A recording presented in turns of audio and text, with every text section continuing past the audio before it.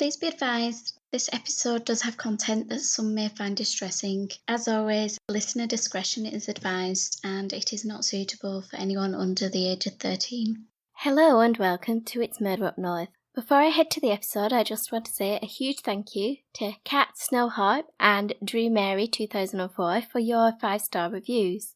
I also want to welcome Shauna and Karen who have joined Patreon, and a huge thank you to everyone who has subscribed to the show's YouTube channel.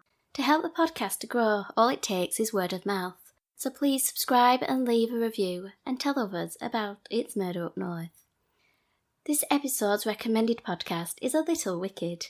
Hosted by Kayla and Lexi, it combines true crime, mystery and conspiracy into one wicked little podcast. So please check out their show. Here is a sneak peek.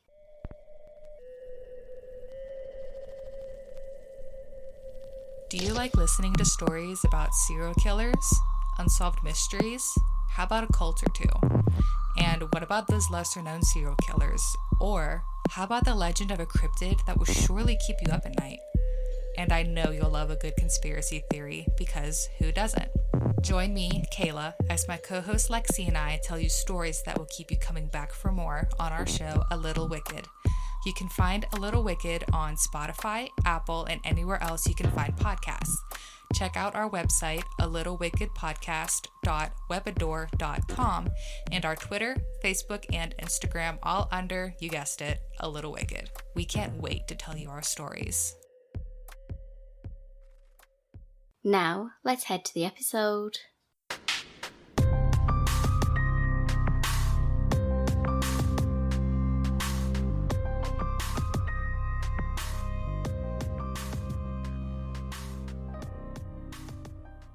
Today's case has a special poignancy for me due to the fact it took place in my hometown of Accrington.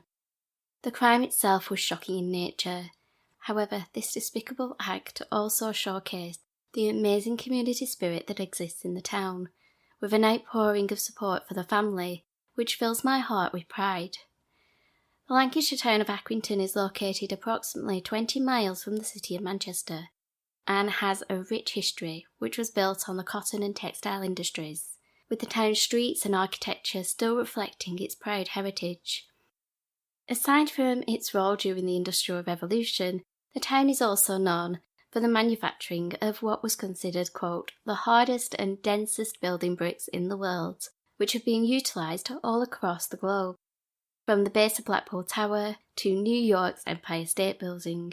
And of course, it is the home of Accrington Stanley Football Club, which was famously referenced in an advertisement for milk in the 1980s. If you know the reference, please put it in a tweet. Heading into the town from the east, the road is flanked on its right by the sprawling grounds of Accrington Cemetery, which is the resting place of my grandparents.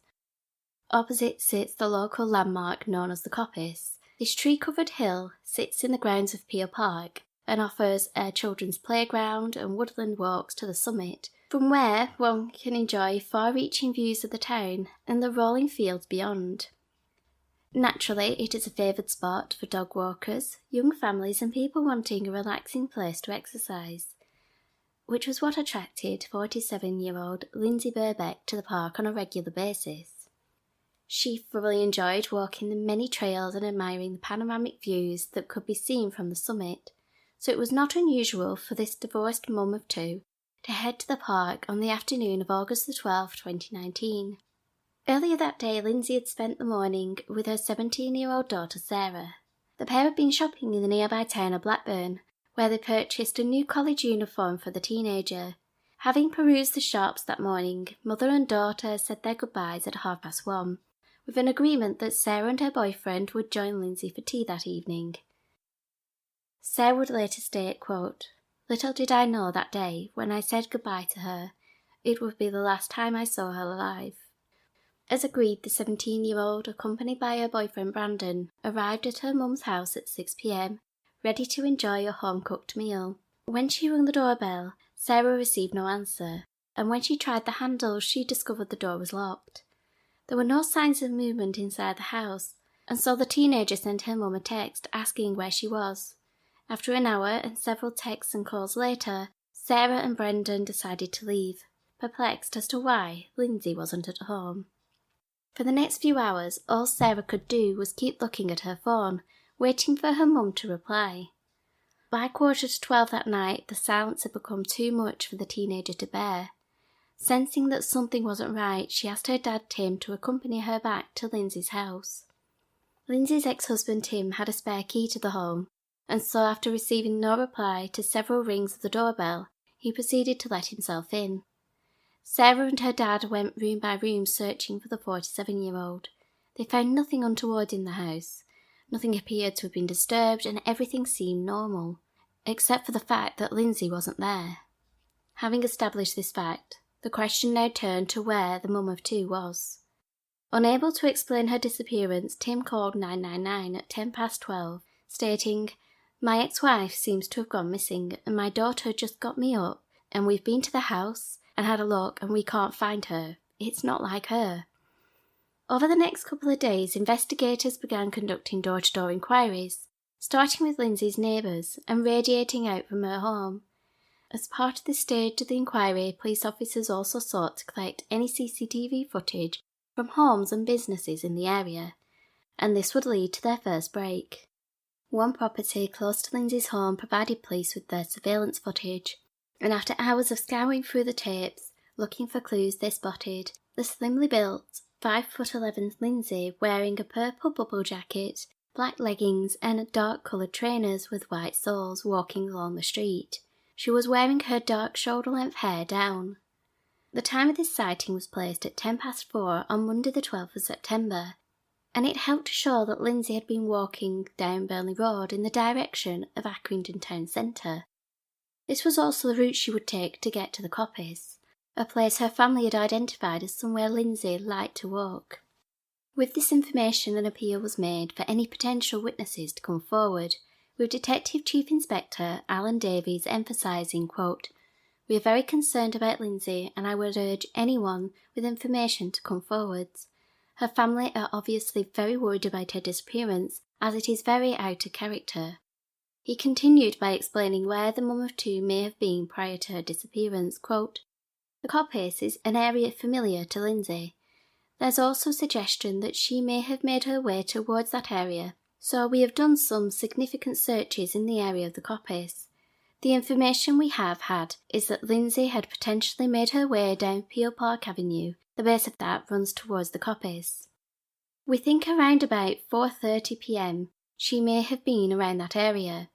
We do know there's a dog walker walking a dog around that time frame, and what I would appeal for is that dog walker makes contact with us, so we can speak to them and maybe get some more information that will help locate her." The police were not just focusing on the local search though, appealing to other areas with known connections to Lindsay, including Kendal in Cumbria and the town of Burnley, where the 47-year-old worked as a teaching assistant for children with special needs.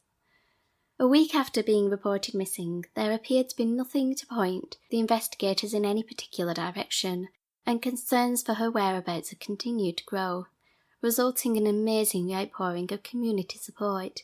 Missing posters were placed on nearly every lamppost in the town, leaflets put through every letterbox, and a Facebook group set up to help find Lindsay soon saw its membership soar into the thousands. Investigators continued to appeal for help, and also made a request that Lindsay herself get in touch, highlighting that her disappearance was of great concern for the police and was very distressing for her family.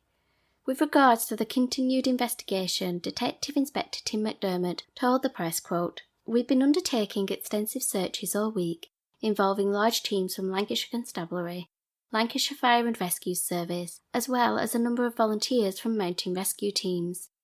In addition, the police drone and helicopter have been deployed to survey the area. These searches have encompassed the Coppice, as well as the surrounding open lands for a considerable distance, including popular walking and running routes.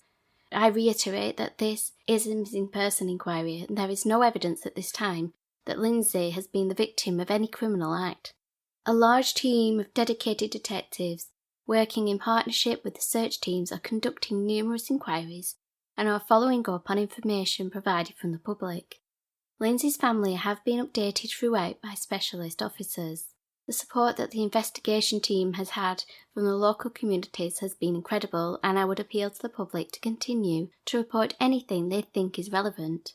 I am aware that groups from the local community are also out in the area looking for Lindsay, and I would encourage them to continue cooperation they've shown with our systematic, professional searching, and also to keep themselves safe on recognised paths, wearing clothing suitable for the conditions.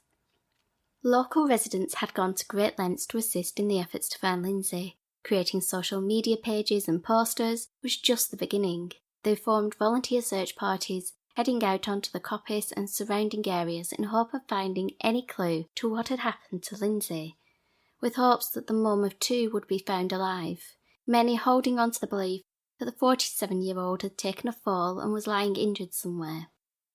Given the strength of local response to the case, a press conference was conducted at the entrance to Peel Park, in the shadow of the coppice, in which police once again called for witnesses.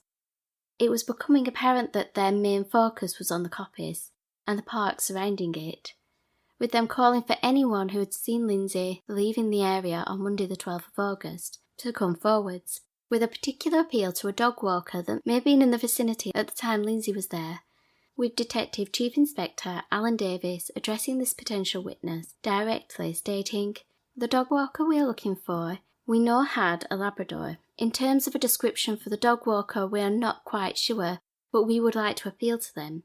If you were in this area around 4:30 p.m. on August the 12th, please come forward." This case is being treated as a missing persons inquiry. We are at the moment trying to locate Lindsay safe and well.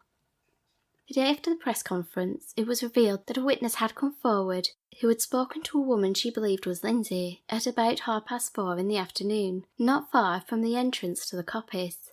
However, this witness was mistaken about the time of this interaction, with CCTV footage placing the actual time at 6:30 that afternoon. A police spokesman defending this error stated this was a genuine mistake by a witness trying their best to help. The spokesperson did however plead for the man walking his Labrador to come forward, issuing the following description of the individual, quote, "The man is described as a white male, aged in his late 40s, 5'6" tall, of medium build, with short dark hair, and wearing glasses. He is believed to have been wearing a dark jacket or coat, and was walking a small black Labrador." The request for witnesses was extended to another pair that had been witnessed in the area of Peel Park, with the spokesperson advising, quote, "We now also believe there may have been a couple in the same area, each walking a dog. The couple are described as a white male aged in his late 20s wearing casual clothes or walking a mottled effect bull mastiff type dog, and a white woman aged late 20s also wearing casual clothes and walking a stocky white Staffordshire Bull Terrier type dog. It has been suggested to us that this couple regularly walk these dogs in the area, and we are clearly making our own inquiries on this as well." Although many lines of inquiry were pursued, the primary area remained around the wooded hillside that stood as a sentinel at the entrance to the town. A helicopter hovered overhead, while search teams spread across the hill, park and fields beyond. Close to the park lay a quarry, which also became a location that police teams would search, urging members of the public to avoid this treacherous terrain. The overwhelming desire for people wanting to help led to a press conference being held at Accrington's majestic town hall, where over 70 people attended, including Lindsay's father. The various officers at the session addressed a number of the public's concerns, beginning by reiterating that, like the community, the investigators were concerned for Lindsay, and her case is being treated as that of a high-risk missing person. They also confirmed that despite numerous appeals, they were still unable to say where Lindsay had gone after she had been seen in the area of the coppice. A member of the public inquired if there was anything in particular people could be on the lookout for, to which DCI Davis replied, "From my point of view, anything that may be connected to Lindsay gives us a connection to where she might be. If you think you can identify anything, no matter what it is important to us." Another officer then addressed the issues surrounding members of the public conducting their own searches. Inspector Old telling those gathered, If you're going to go out searching, that's great, but think individually yourselves your own capability, health and safety. If you leave the path, what's the risk of ditches? Equally, we get away more with trespassing on farmers' lands. Everyone has been fine, but we're using uniform, so we get away with it a little bit more, but there's a few issues around that. There are millions of footpaths around here, that's all fair game on public footpaths and those areas. I would urge caution around private land. Close to the end of the session, Lindsay's father, Russell Martin, stood to make a statement, telling those gathered on his daughter's behalf, quote, "Some days you feel sick. It gets your stomach turning. It's hard work if you do not talk to anyone. It's not knowing that's the problem. I last spoke to Lindsay some time ago. It has been marvellous to see all these people here. Last night there was in the region of 400 people and all the posters that have gone out. I am amazed with all the people here tonight. Lindsay was a popular girl, intelligent, and I know she has walked coppice many times. It brings it back from when my wife was ill. She died from ovarian cancer. That's why I wonder if she had been told any news about her own health. Her son Stephen is 19 and daughter Sarah is 16. Sarah is due to get her GCSE results tomorrow. I don't live in the area, and to come down and see all you people, I really do appreciate it. It's just over 14 years since she lost her mum to cancer. If she's confided in anyone, do you know anything like that? Anything? Was there any health issues?" The last part of his statement would leave people asking the question whether Lindsay may have chosen to disappear, or worse, she had sought to end her own life, with some speculating that a heartbreaking medical diagnosis, combined with her recent divorce, had affected her mental state, while others still clung to hope that the devoted mother of two, who adored her role as a teaching assistant, had simply gone for a walk and had become incapacitated. It would be on the evening of the 24th of August the town of Accrington would learn what had truly happened to Lindsay Birbeck, with residents unprepared for the shocking twist the case was about to take. It had been 12 days since Sarah and her dad Tim had discovered her mum was missing, when a dog walker would make an unimaginable discovery while in a wooded area in Accrington Cemetery. As the dog raced off into the bushes, its owner called for the animal to return, but despite several calls, the dog seemed preoccupied with a particular area. The dog walker approached the patch of ground to see what had caught the dog's attention. Later describing the moment, quote, "I walked further forwards and stood on something soft and squishy. I immediately jumped back and grabbed my dog by the collar. I then smelt a horrible smell. It smelt rotten and there were flies around it. I could see plastic and what looked like a leg." When the police arrived at the cemetery, with its green, well-manicured lawns trimmed neatly around the hundreds of silent resting places, they would find a disturbing sight, as pieces of loose vegetation were carefully removed from around the area of the dog walker's discovery. It revealed a body, devoid of clothing, wrapped in plastic sheeting. Soon, police tape was stretched between the trees and a white tent was erected over the site, which stood in stark contrast to its surroundings. It wasn't long before word of this nude police activity began to spread, and the family were formally notified that a body had been found. In a later interview, Sarah Birbeck recalled the moment, stating, "When the police told us they'd found a body, we all knew it was her. The last bit of hope we had that she might still be alive was gone," continuing to state the unimaginable effect Lindsay's death had on her loved ones. "We are a small, very close family and we are all suffering. My brother Stephen and I have lost our mum.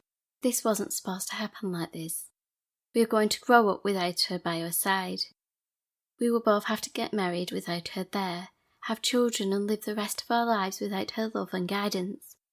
Stephen recently won an award for Apprentice of the Year. He went to pick up the phone to let my mum know for the awful realisation that she is no longer here. She is gone forever. Her brother Daryl, my uncle, is really struggling. They grew up very close and remained that way. When he married his wife Tracy, Mum sorted out a lot of the arrangements and my uncle said this was one of the best days of his life, mainly thanks to her. My granddad has lost his daughter. He feels that you should not outlive your own child. My dad Tim was married to my mum, although they had separated, and I know he is finding it very difficult. He is now a single parent and having to make lots of decisions without my mum for guidance.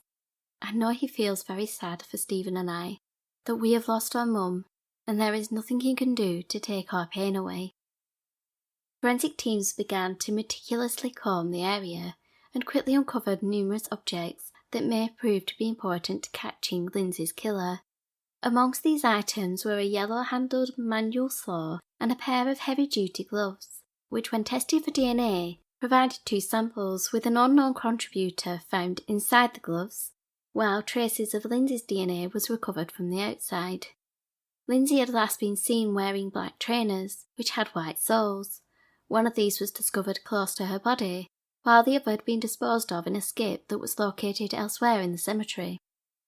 With the gossip that the body was that of Lindsay Birbeck, police issued the following statement.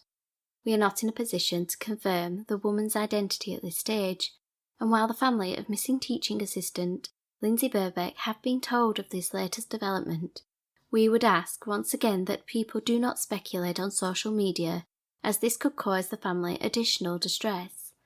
A Home Office post-mortem examination will now be carried out to try to establish the cause of death. The post-mortem was carried out by pathologist Dr. Naomi Carter, and her findings would show the depravity of the person who had caused Lindsay's death, noting that there was evidence that there had been a failed attempt to dissect the body. With a deep incised laceration on the right leg close to the kneecap, which the pathologist suggested had likely been caused by a saw, due to the distinctive markings in the wound. The advanced state of decomposition meant that formal identification would have to be made through Lindsay's dental records. The body's condition also presented some difficulties in determining what had happened to the 47-year-old. Dr. Carter acknowledged that it was obvious she had been dead for some time, and due to this she was unable to confirm that Lindsay had been sexually assaulted. Nor could she identify defensive wounds, although she noted that all of Lindsay's fingernails appeared to be undamaged.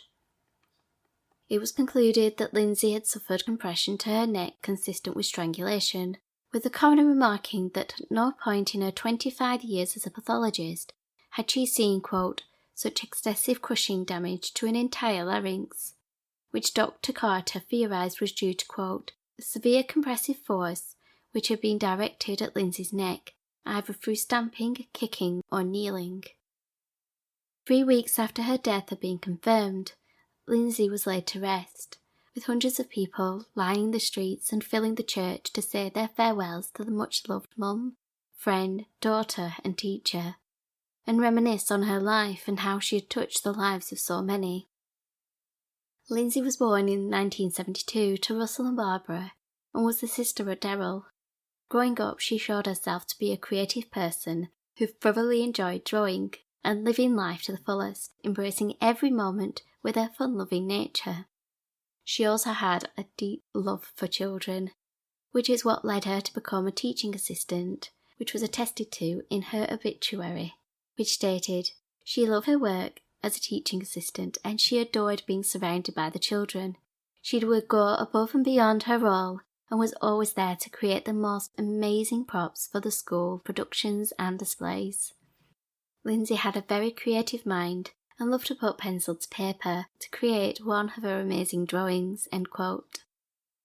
This love of children made her a doting mother to Sarah and her brother Stephen, who reminisced on how she was an amazing mum, who ensured they experienced the best of life, and this included her passion for nature and travelling, quote, family holidays were always looked forward to.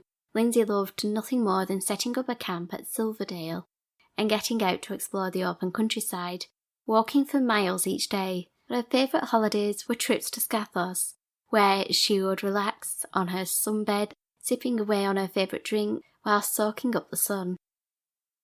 Since her disappearance, there had been many who had speculated on Tim's involvement in the crime.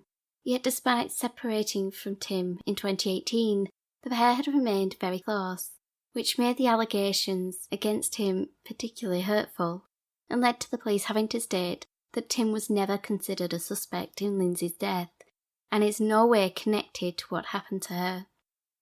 In an interview a year after the murder, Tim reflected on happier times, recalling how he met the tall, dark-haired Lindsay and felt he had won the lottery when she agreed to go on another date with him.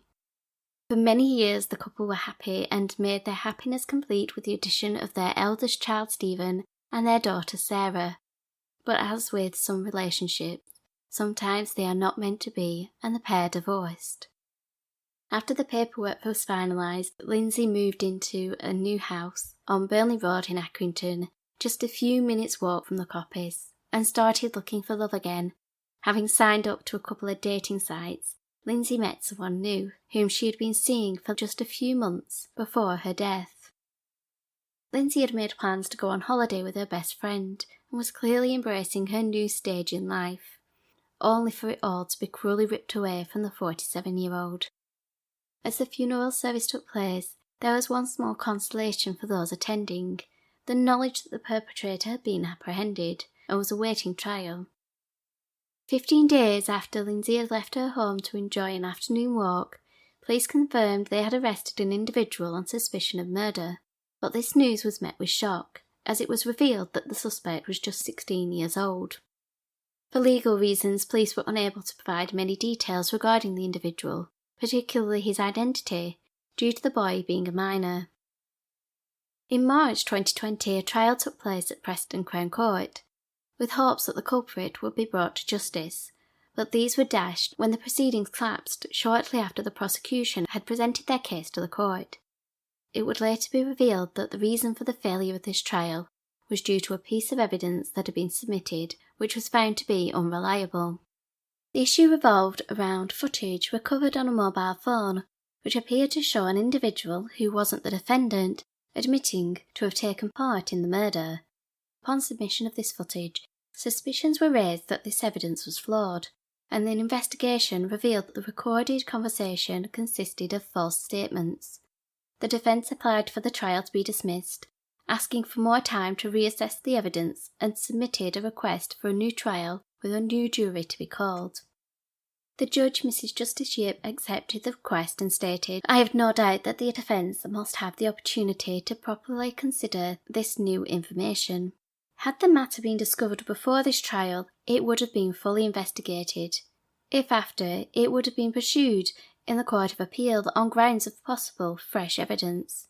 It is unusual and unfortunate that this evidence has emerged during the trial."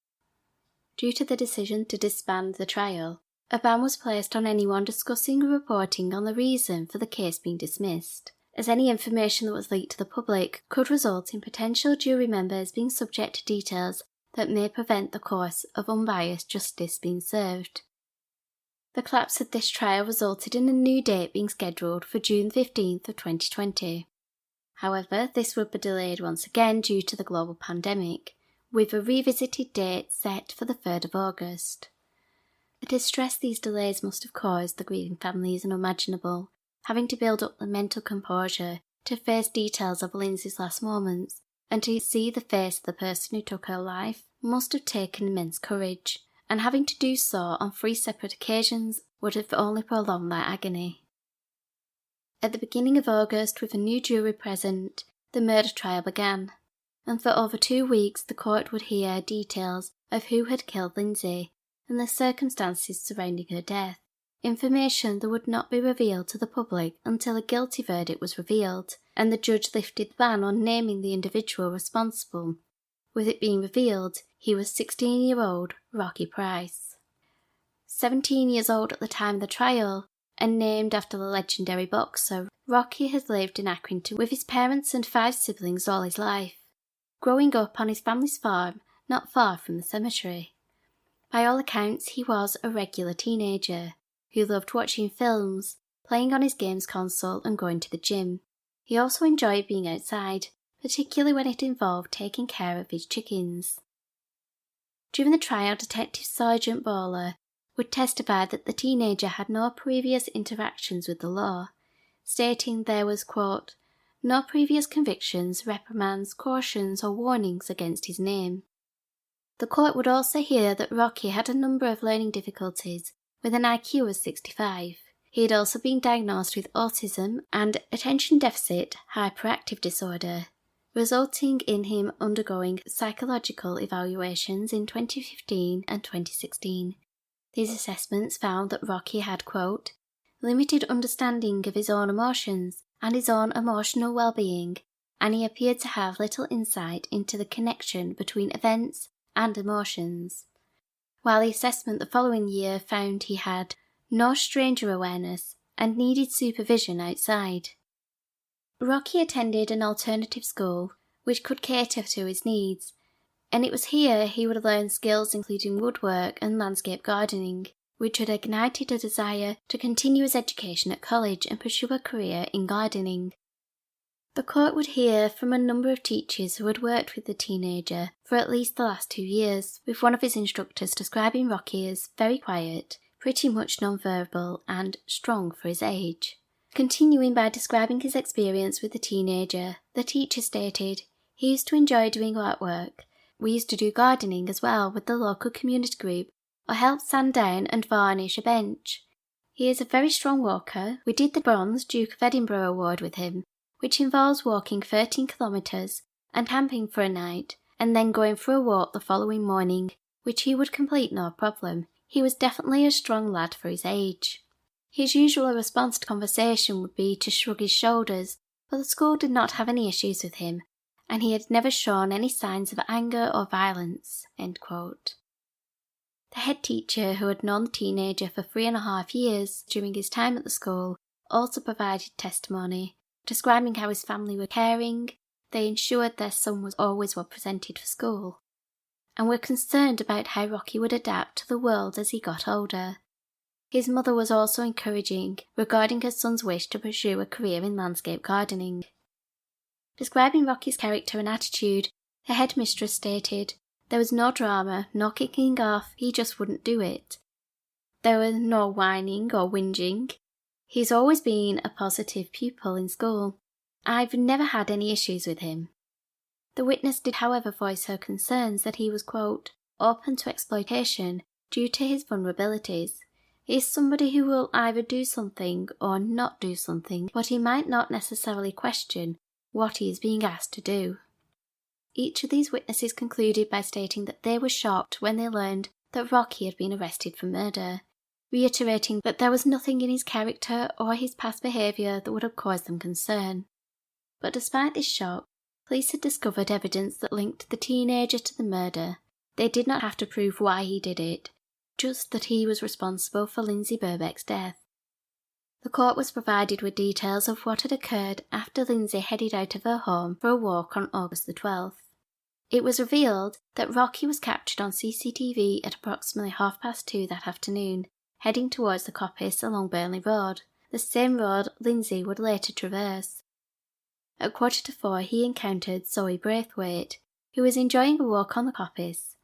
She told the trial that she became of a male wearing a grey hooded top and matching trousers who was walking parallel to her route, although she was unable to get a good look at his face. Zoe would later tell police she believed he was in his early 20s and was around 6 foot tall. This description matched with CCTV images that had been collected during the investigation. Zoe told the court that his presence made her uneasy, as he, quote, looked out of place in the wood. She explained that she normally saw dog walkers and families who frequented the park. She continued to tell the court that her fear intensified when she, quote, glanced over my shoulder. It looked as if he had pulled up and had been running. At that point I was seriously concerned. During cross-examination, Zoe's testimony would be scrutinised by the defence barrister, Mark Farnhalls, QC, with particular attention paid to the witness's need to wear glasses for driving. The barrister read aloud the statement Zoe had made to the police, which stated, my sight from anything beyond 15 feet can be affected if I don't wear my glasses. I'm not sure I did have them on that day.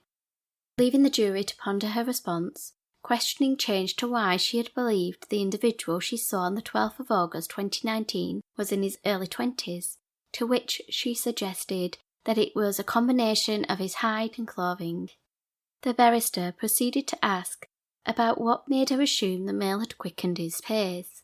Mr. Fenholz pointed out that she failed to mention he was running in earlier police statements in which she stated, "So while I can't say what his original pace was at that point, what I can say for sure is that as I turned my head to glance at him, he pulled up short, almost startled when I turned to look." Confidently, Zoe responded, "He pulled up as if he had been running. He couldn't have covered that ground unless he had been running." Police believe that Lindsay probably arrived at the park roughly 15 minutes after Zoe's encounter, and within 10 minutes of her starting her walk, she was set upon by Rocky. Witnesses who came forward during the investigation assisted in this timing, as a couple who were out walking their dog heard some unusual noises, which they rationalised as kids messing around. This couple also advised they noticed some fabric that was caught on a piece of barbed wire. The fabric appeared to be fresh due to the lack of weathering, and the couple had not noticed it previously. This would later be confirmed to be Lindsay's jacket. At 6:20, while Sarah and her boyfriend had been waiting outside her mum's house, Rocky is caught on CCTV heading across Burnley Road towards the cemetery and his home beyond. His appearance was notable. He had his hood pulled up and his tracksuit top was unzipped, revealing that he was not wearing a t-shirt underneath. His tracksuit cord was unfastened and his knees appeared to be wet.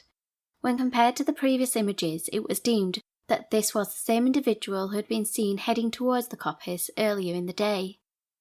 Although his appearance was more dishevelled and, despite his face being concealed by his hood, the gait of both individuals shared certain similarities.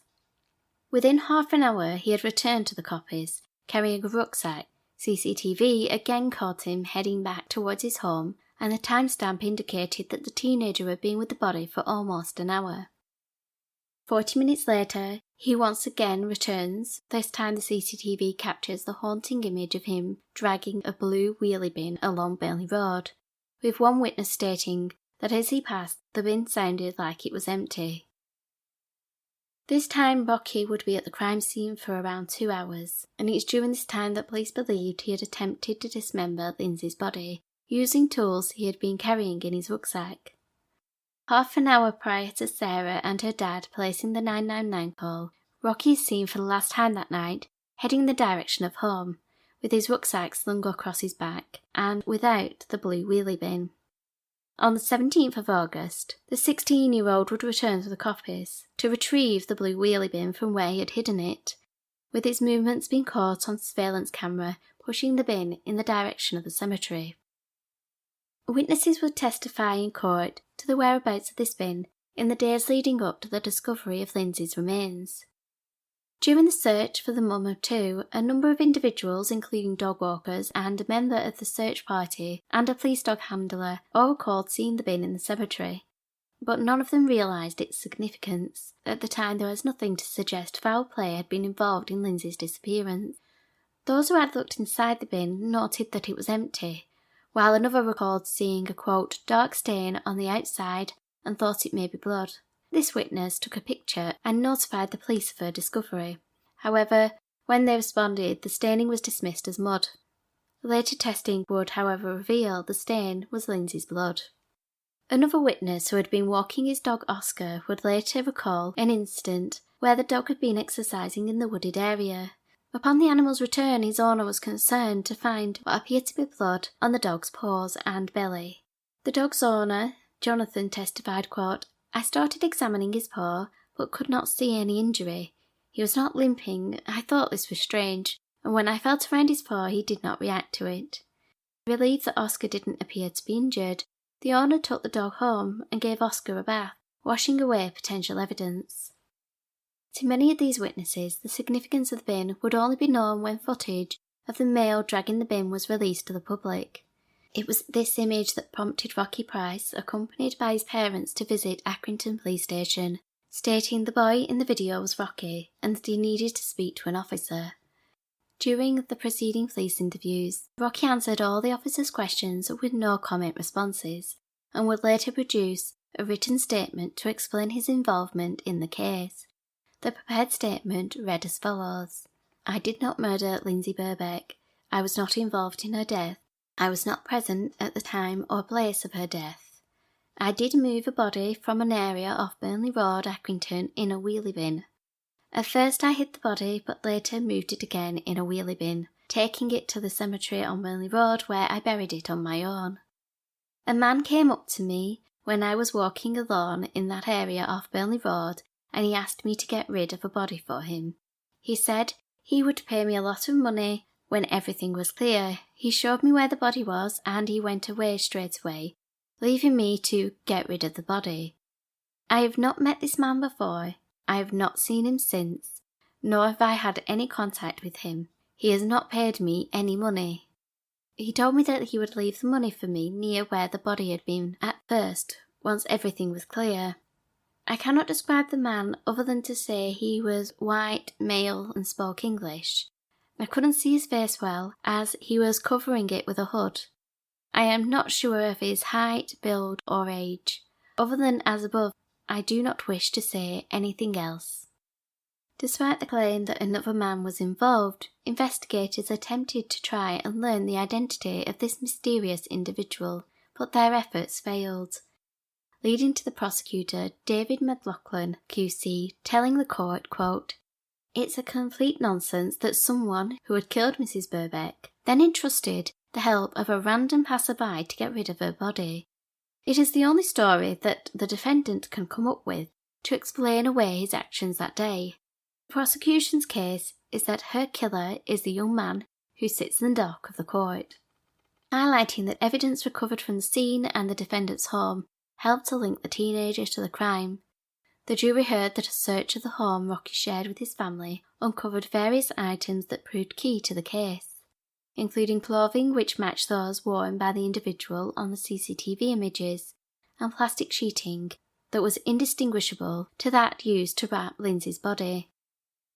An important aspect in this case was the CCTV footage that had been gathered, and the investigation's reliance on this medium would be called into question by the defence, as Detective Sergeant Dave Bowler took to the stand to explain his role in handling all of the footage that was collected.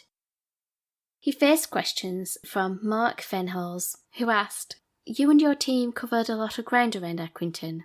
We have what we have, and the jury are being invited to draw conclusions from what we've got. You and your team have scoured everything, and these are the only fragments of material you have found that show, for example, Lindsay Birbeck's last movements, or indeed the defendant's movements throughout the days in question." DC Bowler confirmed this statement to be correct, before the defence barrister proceeded, quote, "There's lots of access points to the area known as the Coppice. You're not able in any way, shape or form to say that you have got CCTV covering every entrance to the Coppice area." The officer replied, "No, we don't have CCTV covering every entrance to the Coppice." Discussing the footage recovered from the private residence close to the Coppice, the jury were told that of the 3 available cameras for collection, 2 had not been working and the third, quote, "sometimes worked for cars but not always, and also didn't pick up pedestrian movement." DS Bowler confirmed it picked up some vehicle movements but not all vehicle movements. For the defence, his lack of coverage was used to cast doubt on whether Lindsay had left the scene or whether a potential suspect had been able to pass through the area unseen, in particular the mystery man whom Rocky claimed had actually committed the murder. During the defence's closing speech to the court, Mark Fenholz QC addressed the jury, stating, "He has admitted from the outset that he buried her. I suggest all the DNA and scientific evidence gathered points to his guilt on that, and none of it points to him being a killer." The defence barrister also suggested that the killer was someone that Lindsay knew, due to the lack of significant injuries or defensive wounds on her body. This was despite the pathologist having stated that this was due to the extensive decomposition. Mark Fenholz told the jury, "You may conclude with the absence of these injuries, it at least opens the door to the possibility that she was not on her guard. She did not fight back, and she was perhaps killed by someone she knew." The jury did not agree with the defence's argument, and unanimously found Rocky Price guilty of Lindsay Birbeck's murder. Prior to sentencing, the issue of whether the defendant should be named was discussed between the judge and representatives for both sides, with the defence opposing Rocky's name being made public. Presenting their case, they argued Rocky Price's difficulties are particularly with verbal or the lack of verbal communication, and the difficulties he will have within a prison setting. He is about to face now a significant custodial sentence. Not only is it a life sentence, but a significant amount of time before his position could be considered for parole. He is in a young offenders institute and is a Category A prisoner. While some inmates may have some inkling what the position is, the concern is he is named. There is a significant prospect others would find out his name, and that could cause him some difficulties. There is certainly a potential that those in custody may feel a degree of revulsion about what he has done, and may even verbally or physically abuse him. It may be difficult for him to respond or report it to the appropriate authorities. The effect of revealing his name will also have an effect on various members of his family. The judge, however, dismissed this application, stating that not only was the defendant's photo available to the public, but it was in their interest that Rocky Price should be denied anonymity. Sentencing Rocky Price, Justice Shipp reflected on all the factors she had taken into consideration while determining her ruling. She pointed out that she had taken into account that his IQ of 65 did place him in the, quote, extremely low intelligence category, but she conceded his diagnosis for autism and ADHD were being well managed with support and medication, as was evident with his behaviour at school. The judge appreciated that despite Rocky having anger issues prior to his diagnoses, she accepted that this was likely due to his frustration at being in an environment that could not cater to his needs, adding that the teenager's lack of prior interactions with the law was testament to the fact that he had not demonstrated any signs of deviant behaviour, and a psychologist advised that his autism would have reduced his ability to feel empathy, but would not have caused him to be violent. His school reported that Rocky's IQ and his vulnerable nature meant that he was kept away from others who may have bullied him or tried to use him for their own motives. Summing up, Justice Shipp stated, quote, in my judgment, the defendant's mental disorder cannot in any way excuse or even explain his actions. I have no doubt that he knew what he was doing when he killed Lindsay Birbeck, and that he knew that killing her was terribly wrong. The stalking of the other woman before he killed Lindsay Birbeck demonstrates that his crime did not arise out of a sudden loss of control or in the heat of the moment. This was a premeditated attack. He persisted in a plan to target a lone woman. His actions after the killing clearly suggested he had the capacity to plan and reason. His teachers told the court that he was far better at practical tasks than academic subjects. He used that aptitude to set about concealing the body. The defendant was also capable of putting forward a story which, while incredible, was designed to explain the evidence against him. The murder of a stranger in broad daylight, for which there is no rational explanation, is particularly horrifying to all right-thinking members of society.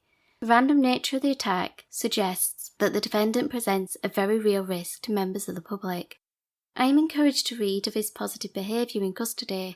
However, it is to be noted that he displayed similar behaviour at his special school and gave no warning or indication of what was to come. The defendant attempted to dismember the body. He managed to conceal it for 12 days, first in the wheelie bin, then in a shallow grave. The Birbeck family suffered profoundly during those 12 days. I do, however, recognise the point made on the defendant's behalf. The court cannot be certain of the defendant's motives in burying the body in the cemetery. End quote. Justice Shipp then advised that 17-year-old Rocky Price would be sentenced to a minimum term of 15 years, which took into account time served. After this, he would be eligible for parole, meaning he could be free on licence in 2035, when he will be just 32 years old. Reflecting on the aftermath of her mum's death, Sarah spoke on the documentary series Britain's Deadliest Kids, which she stated, I don't think it will be possible to rebuild after this, because like most mums in most families, they are a big person to have in your life, so it's hard not to have her there. She was such a kind, caring person who wished nothing bad on anybody. With Rocky being on the spectrum and Mum liking to help people on the spectrum who needed extra help, it's hard to think Mum would have helped him in any way she could, and he's murdered her. Thank you for joining me for this instalment of It's Murder Up North. The next episode will be coming soon. So in the meantime, keep an eye on those shadows.